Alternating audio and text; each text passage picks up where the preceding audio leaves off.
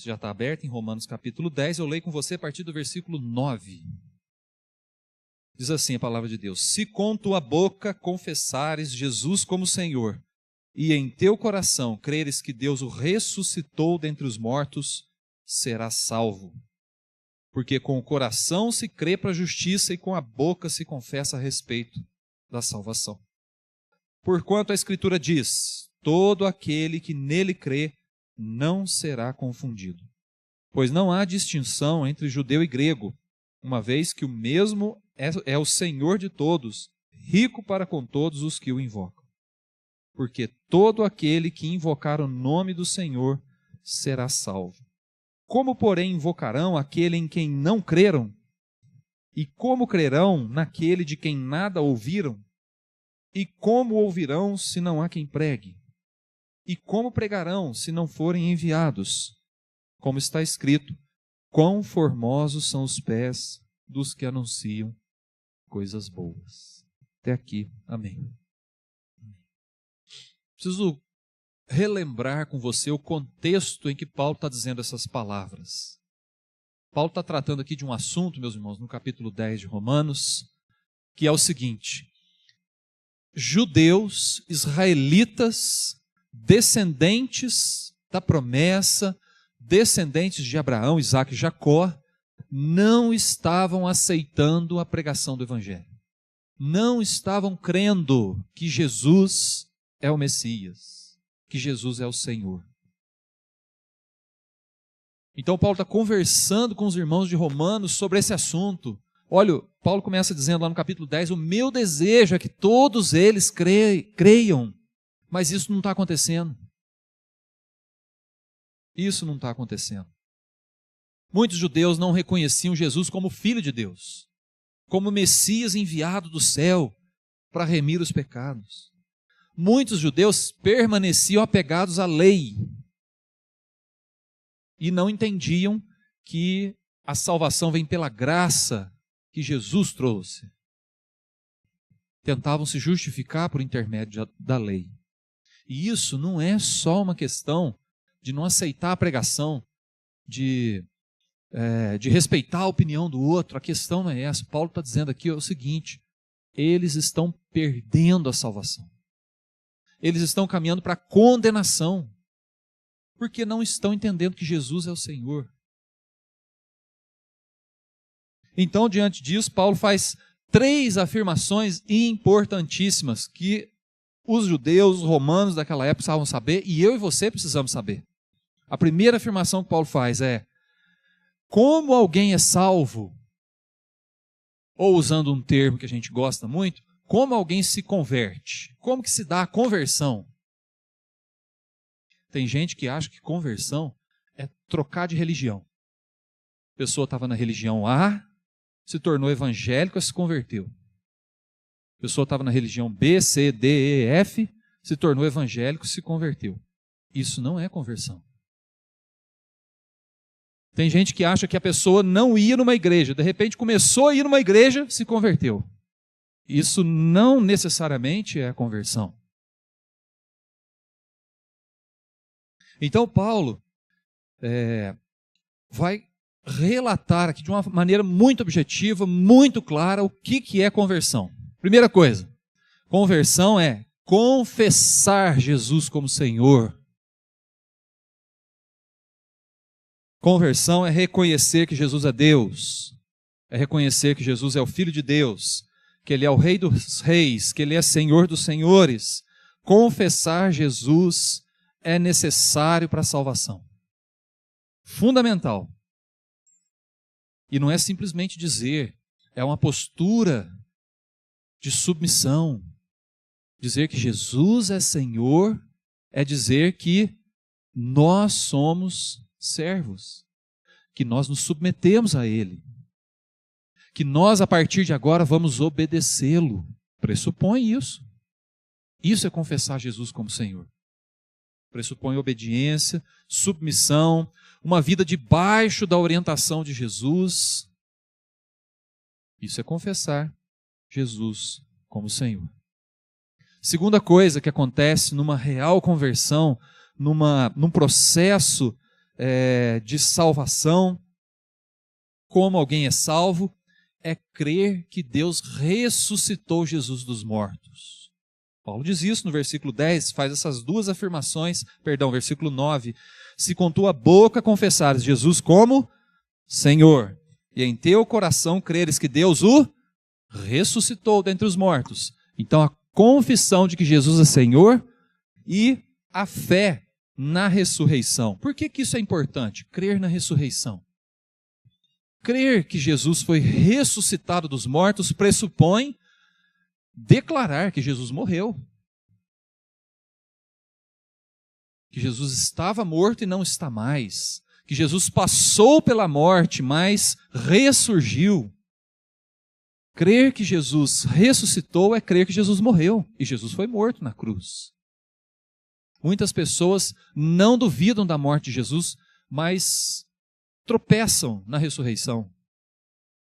E Paulo está dizendo, se você crê na morte e não crê na ressurreição, você jogou toda a obra que Jesus realizou fora.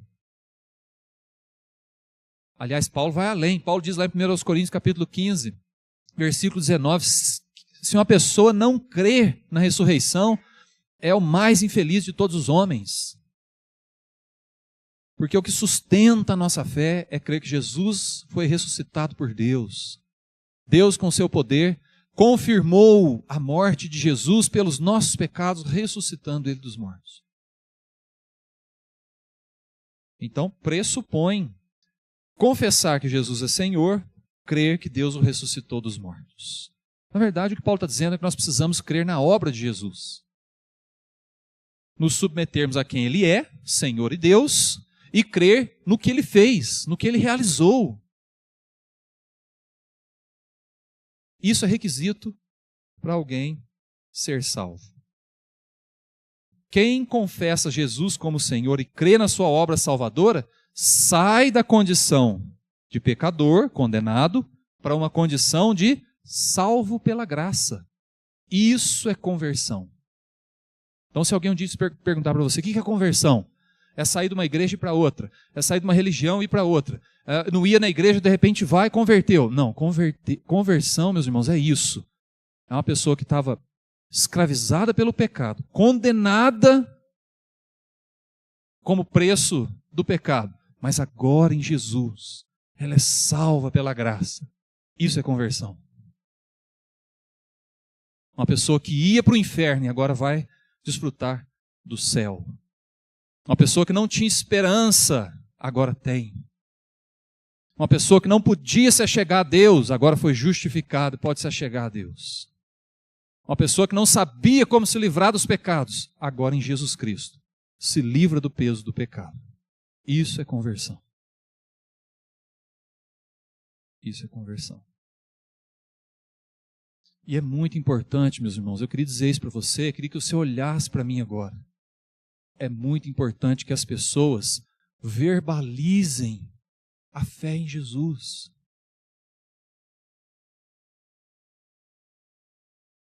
É muito importante que quem anuncia a salvação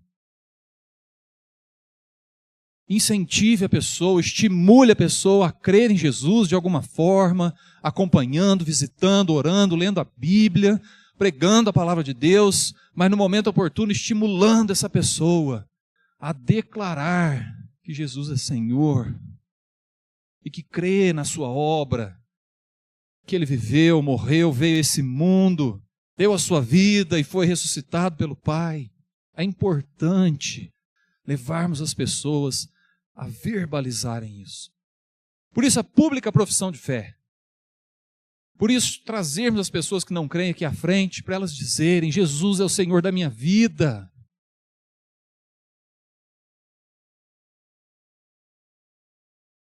Deixa eu contar uma experiência que essa semana me marcou. Fui chamado pela Cacá para fazer uma visita para a dona Elza, a avó. Peço licença aqui para citar o nome dela e contar o exemplo. E a Cacá falou para mim, pastor, a minha avó não está falando com ninguém, está só de olho fechado. Não reage muito pouco, Vem aqui, faz uma visita. Eu queria que ela verbalizasse alguma coisa sobre a fé. Ela nunca se importou muito com isso. E eu fui lá. Fui lá, sentamos, conversamos, e ela expôs toda essa situação. Entrei no quarto, peguei na mão da dona Elza e falei: Dona Elza, é o pastor Ricardo. Eu vim aqui ler a Bíblia com a senhora. Ela abriu o olho.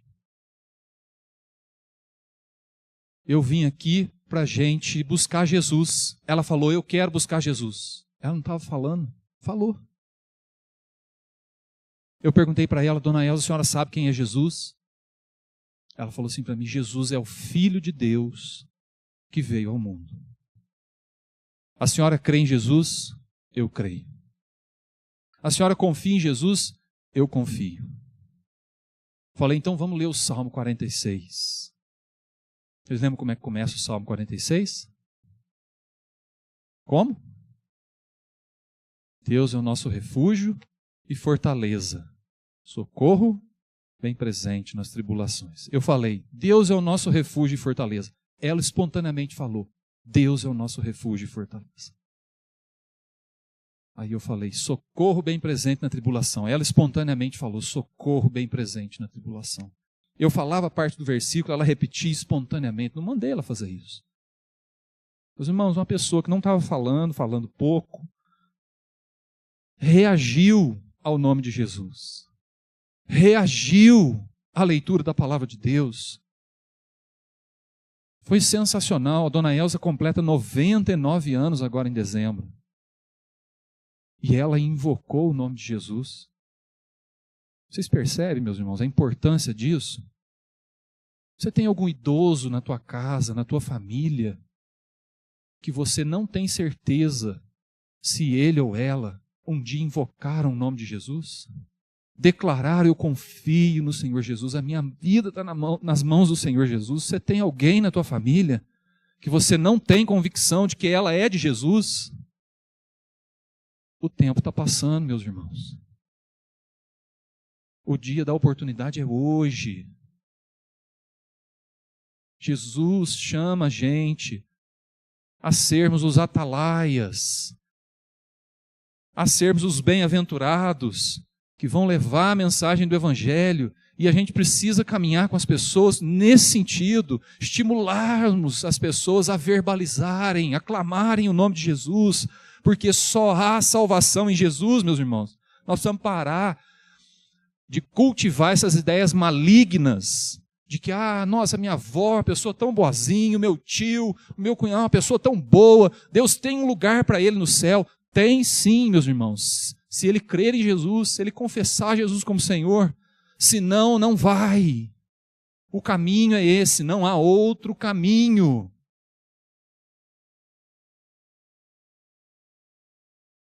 Não há outro caminho. E Satanás, meus irmãos, está colocando dentro da igreja essas ideias. Da gente pensar que uma pessoa muito boazinha vai ser recebida no céu porque ela é boazinha. Está assim de gente boazinha no inferno. A salvação é pela fé em Jesus. As pessoas precisam invocar o nome de Jesus, precisam crer no que Ele fez. Aproveite que você tem a oportunidade de fazer isso. Talvez com um idoso da sua família, com um irmão, com um amigo, mãe, pai, primo, colega. Não perca tempo. Pregue a palavra de Deus para essas pessoas, estimulem elas a invocar o nome de Jesus. É assim que se crê, meus irmãos, para a salvação. O caminho é esse. É Jesus. Não há outro caminho. Para alguém ter a vida eterna, o perdão dos pecados. Isso é conversão. Isso é conversão. Paulo responde uma segunda coisa que é muito importante. Para quem é a salvação? Eu quero mostrar isso para você. Olhem no texto, no versículo 12. Paulo nos diz assim: pois não há distinção entre judeu e grego, uma vez que o mesmo é Senhor de todos, rico para com todos os que o invocam. Porque todo aquele que invocar o nome do Senhor será salvo. Pode ser que a gente fique perguntando: nós somos presbiterianos, reformados, nós cremos na eleição. Mas eu vou perder tempo de pregar o evangelho para quem não é eleito? Coisa muito pequena, né, para se pensar. Uma teologia que de fato fundamenta parte do nosso pensamento cristão, reformado. Né? Mas nós somos calvinistas. Mas nós não sabemos, meus irmãos, quem são os eleitos. Nosso papel não é esse, classificar. Esse é, esse não é. Nosso papel é pregar para quem? Todos. Nós não podemos nos limitar a escolher alguns por causa de uma teologia humana, parcialmente humana, baseada na Bíblia, mas produto humano. Porque o que Jesus falou? Em Marcos, capítulo 16, versículo 15. Ide por todo mundo, pregai o evangelho a toda criatura. Toda. Jesus fala em Mateus, capítulo 28, versículo 19. Ide, portanto, fazei discípulo de todas as nações. Todas. Jesus fala em Atos 1:8, mas recebereis poder ao descer sobre vós o Espírito Santo e sereis minhas testemunhas. Só aqui em Jerusalém? Não, Jerusalém, Judeia, Samaria e até confins da terra. A pregação, meus irmãos, do Evangelho, tarefa nossa, é para todos. Paulo está resolvendo isso. Paulo está falando, é para o judeu, é para o grego também. Por que ele está usando a palavra grego? Se o império dominante na época era o romano.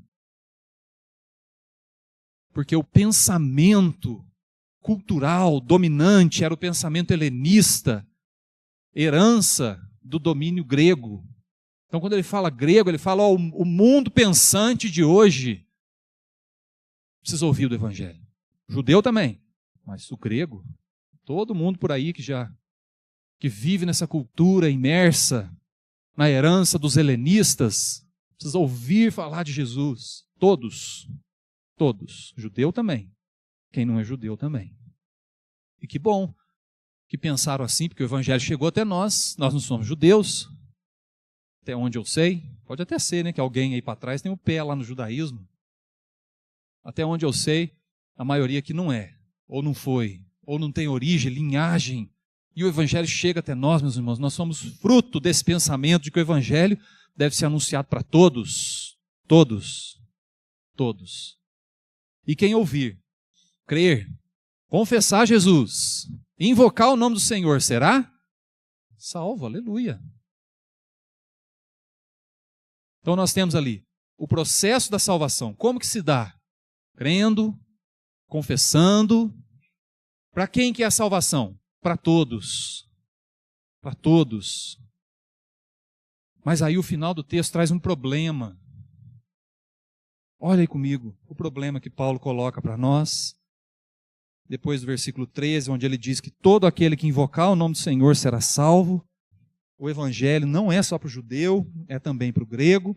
Aí chega no 14, ele diz assim: como, porém, invocarão aquele em quem não creram? Como crerão naquele de quem nada ouviram? Como ouvirão se não há quem pregue? Como pregarão se não forem enviados? Então tem uma mensagem salvadora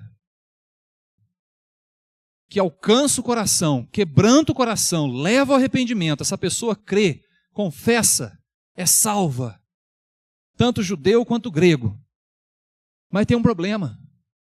Onde estão os que anunciam? Onde estão os portadores dessa mensagem?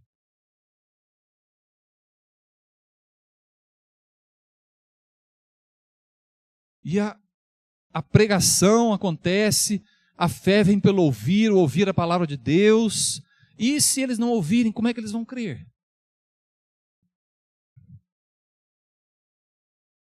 E se ninguém for enviado? Ninguém vai ouvir. Se ninguém ouvir, ninguém vai crer. Onde estão os que anunciam a palavra de Deus? É a pergunta que Paulo está fazendo. Tem uma turma de judeu que não quer crer, mas tem os confins da terra, meus irmãos, para a gente levar o evangelho. Tem muita gente para ser alcançada. E onde estão os que anunciam a salvação. Esse é o ápice do texto, é o momento culminante aqui desse texto, meus irmãos, que nos chama a atenção, porque Paulo está querendo provocar os romanos a se levantarem e se movimentarem em direção aos que não ouviram. E essa palavra é para mim e para você hoje. Onde estão os que anunciam a palavra de Deus? Onde estão os atalaias com a mensagem urgente da salvação? Vamos tentar resolver esses problemas? Quero convidar você para resolver esses problemas comigo. Vamos começar de trás para frente aqui com as perguntas de Paulo. A última pergunta que ele faz, no comecinho do versículo 15, olha aí comigo. Como pregarão se não forem enviados? Agora olha aqui para mim. A palavra de Deus hoje, meus irmãos, está enviando você e a mim. Amém? Problema resolvido? Esse foi. Estamos sendo enviados hoje. Desafiados. Então, um problema menos. Estamos sendo enviados. A penúltima pergunta. E como ouvirão se não há quem pregue? Pois eu estou vendo uma turma grande aqui. Bastante gente. Eu creio que há aqui quem pregue. Há pessoas aqui capazes. Frequentam a escola dominical, culto, reunião de oração, ministradas na palavra, pessoas que têm vida de oração, pessoas que creem no poder de Deus, pessoas que confiam na presença do Espírito Santo, que creem que a palavra da salvação, quando ela vai, ela não volta vazia. Há quem pregue aqui? Opa, foi muito fraco isso. Vou perguntar de novo. Há quem pregue aqui? Aleluia, amém. Há quem pregue. Estamos sendo enviados hoje. Há quem pregue. A não ser que alguém não aceite o desafio de ser enviado. Mas há quem pregue. Se pelo menos um aceitar, há quem pregue. Pelo menos um aceitar. A outra pergunta anterior. Como crerão naquele de quem nada ouviram? Então, se nós estamos sendo enviados hoje, há quem pregue. Nós precisamos fazer o que agora? Falar, anunciar, declarar. Isso pode acontecer amanhã, terça, quarta, quinta, sexta, daqui 1 mês, daqui 2 meses. Isso pode acontecer amanhã e terça e quarta. Pode acontecer com uma pessoa, com 2. Se eu e você estamos nos dispondo aqui, meus irmãos, a levar a palavra de salvação, eu vou usar a palavra de Elias para Eliseu. Quando Elias chegou para Eliseu e falou assim, pede o que queres. O Eliseu falou, quero porção dobrada do teu Espírito. O Espírito Santo que conduziu Elias na sua vida, na sua jornada, nas suas profecias, como instrumento de Deus. Eliseu falou, quero porção dobrada.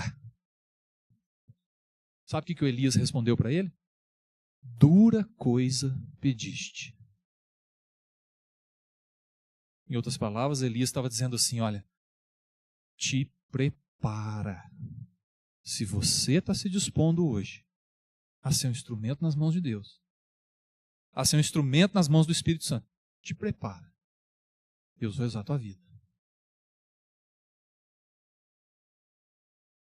Então nós precisamos falar. Nós precisamos planejar isso. Para quem vamos falar? Ô pastor, me ajuda aqui. Para quem nós vamos falar? Não sei, velho. Conversa com o dono da obra. Ore. Senhor, estou disposto. Eu me coloquei ao teu dispor. Eu sou alguém que posso pregar, posso anunciar. Usa a minha vida. Para quem, Senhor? Que coração? Alguém da minha família? Alguém do meu trabalho? Alguém do meu círculo de amizade? Quem, Senhor? Para quem eu posso anunciar a tua palavra? Me leve em direção a esse coração. E aí pode começar um processo curto, mas pode começar um processo longo. De visita, de conversa, de se importar, de se achegar. Vocês viram como é que os missionários vieram aqui dizendo que eles evangelizam? Francis e a Gabi? Por meio de relacionamento, de amizade. Eles conhecem alguém, vão na casa de alguém, essa pessoa vem na sua casa, eles não chegam falando, olha, você vai para o inferno se você não crê em Jesus. Primeiro, que eles vão ser presos lá no Egito se eles fizerem isso. Segundo, porque a abordagem precisa ser de uma outra forma. A pessoa tem que ganhar confiança. Confiando naquela pessoa, ela vai ouvi-la. Então pode ser que Deus te dê uma oportunidade de falar em 5 minutos o plano da salvação para alguém. Mas pode ser que Deus te dê uma oportunidade de trabalhar a vida de alguém durante uma jornada maior.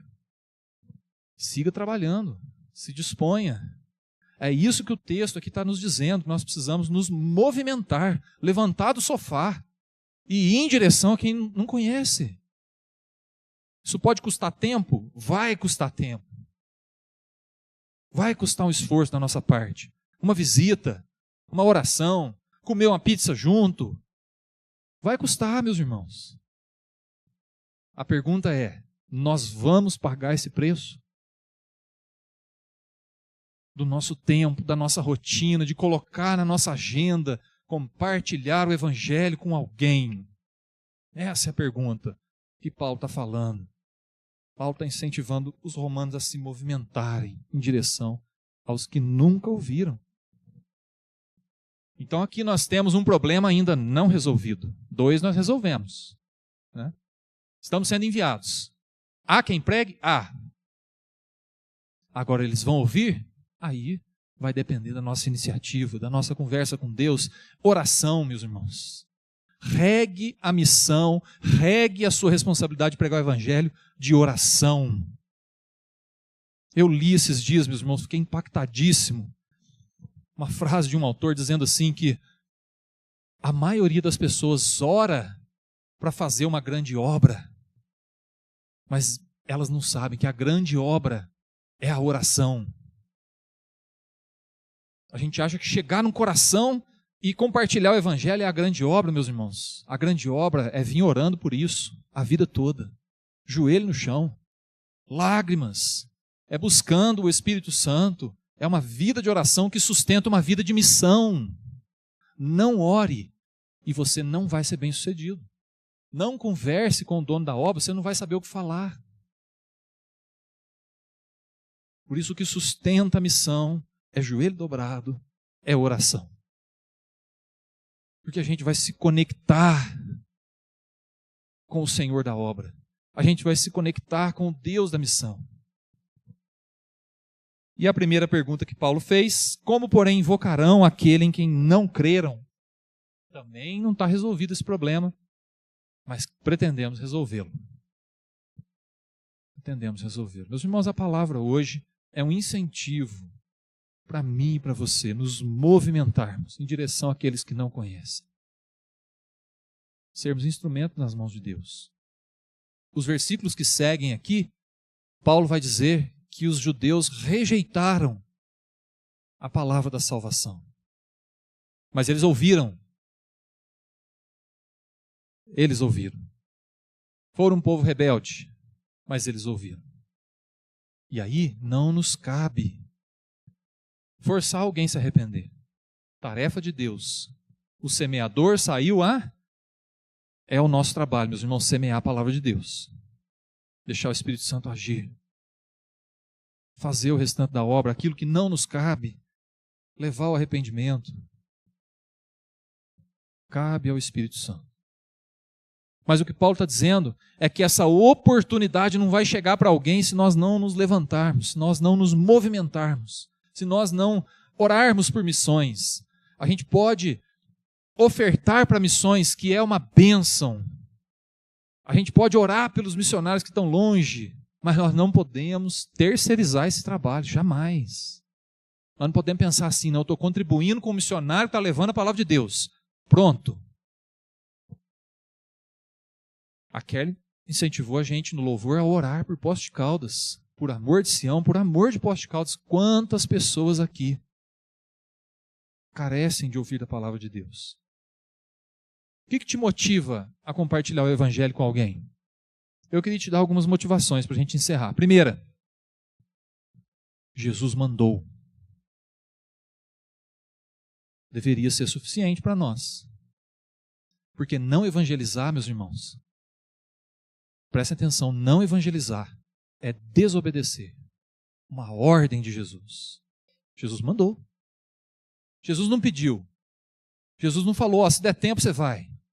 Jesus falou, ide, preguem, sereis minhas testemunhas. Jesus não dá opção de não ser. Sereis.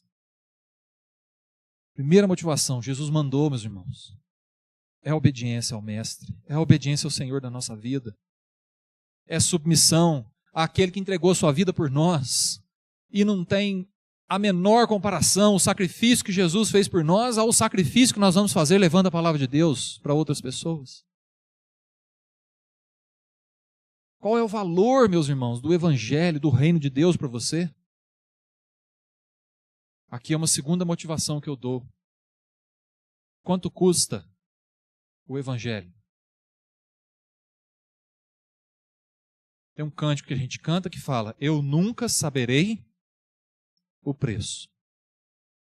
Jesus fala sobre isso nos Evangelhos. Jesus fala que uma pessoa, para simbolizar que ela encontrou o reino de Deus, fala que ela encontrou uma pérola.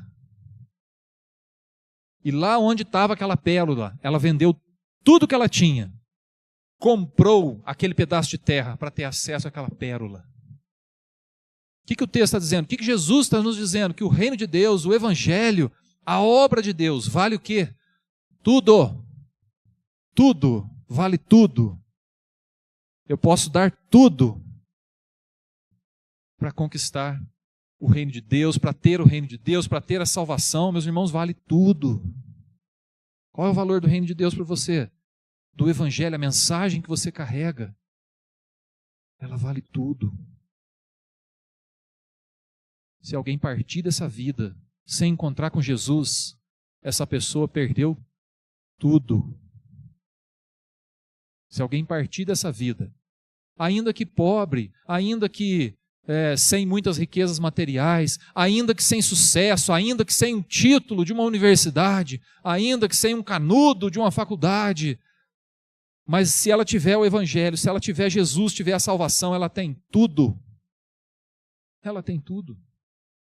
Então qual é o valor da mensagem que você carrega? Preciosa, meus irmãos, preciosa. Terceira motivação que eu dou para você pregar o Evangelho junto comigo.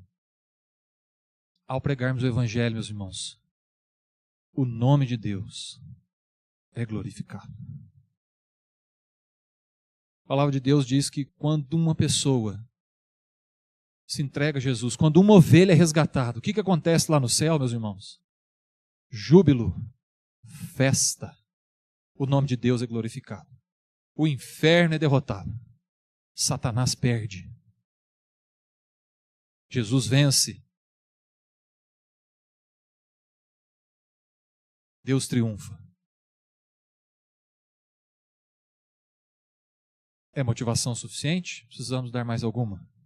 Tá bom, né? Vamos pregar o Evangelho. Estou incentivando você a fazer isso hoje, a partir de hoje, de uma maneira mais intensa, focada, com oração, buscando a orientação de Deus, mas fazer. Mas eu queria dizer para você, 2026 vai ser para nós, IPI de Poços de Caldas, o ano da semeadura. Esse ano nós estamos andando no Espírito, meus irmãos, para que o ano que vem a gente encare as trevas e leve a palavra de Deus para quem não conhece. Se prepare, o ano que vem nós vamos evangelizar muito. Você topa? Mas é a partir de hoje, não precisa esperar 2026 não. Já vai programando, quem sabe você já adianta o serviço. Não é? Nós somos mais ou menos 150 famílias nessa igreja. Imagina se cada família entregar aos pés de Jesus uma nova pessoa. E olha que eu estou sendo bonzinho, hein? A responsabilidade é pessoal, não é familiar. A responsabilidade deve ser de cada um de nós. Mas pensa, se cada família se comprometer a pregar o Evangelho para uma pessoa durante o ano inteiro, Quanto júbilo vai ter no céu. E eu não estou falando de crescimento numérico, pelo número. É lógico que a gente quer que a igreja cresça, que pessoas novas cheguem à honra e glória do Senhor. Mas é porque o tempo está passando, meus irmãos, e nós somos a geração que carrega a mensagem do Evangelho hoje. Não está essa responsabilidade. Nós estamos vendo aqui o apóstolo Paulo, que pregou com afinco na sua geração. Hoje é a nossa vez. Sobre nós cai esse peso, essa responsabilidade de levar o Evangelho adiante. Convido você a esse compromisso. Feche os teus olhos, quero orar com você.